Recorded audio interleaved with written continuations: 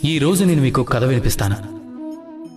ఒకప్పుడు ఒక వ్యక్తి తన ద్వారం మీద ఇలా రాశాడట, నేను ఎంతో దుఃఖంలో ఉన్నాను, దయచేసి నన్ను కలవడానికి ఎవరూ రాకండి అని. కొంతసేపటి తర్వాత అతని మిత్రుడొచ్చాడు. అతడు ఆ మాటల్ని చదివాడు. అయినా సరే వెళ్లి అతన్ని కలిశాడు. అతను ఏమన్నాడంటే, నాకు చదవడం రాదు, కానీ నీ మనసులో ఉన్న దుఃఖాన్ని చదవటం మాత్రం నాకు బాగా వచ్చు అని అన్నాడట. అలాంటి వాడినే మంచి మిత్రుడు అంటారు. ఏ కారణం చేతనైనా మీరు దుఃఖంలో ఉన్నప్పుడు, సమస్యకి పరిష్కారం కనిపెట్టలేనప్పుడు, ఈ లోకాన్నే వదిలి వెళ్లిపోవాలనిపించినప్పుడు, అప్పుడు కూడా ఈ మిత్రుడు మీ వెంటే వస్తాడు. అతడు మీ సమస్యని పరిష్కరించలేకపోవచ్చు, కానీ నేనున్నాననే ధైర్యం ఇస్తాడు.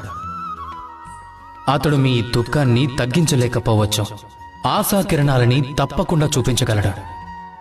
మీరు ఈ లోకాన్ని వదిలి వెళ్లిపోవలసి రావచ్చు, అప్పుడు కూడా మీతో కలిసి ఉంటాడు ఈ మిత్రుడు. అతడే మంచి మిత్రుడు.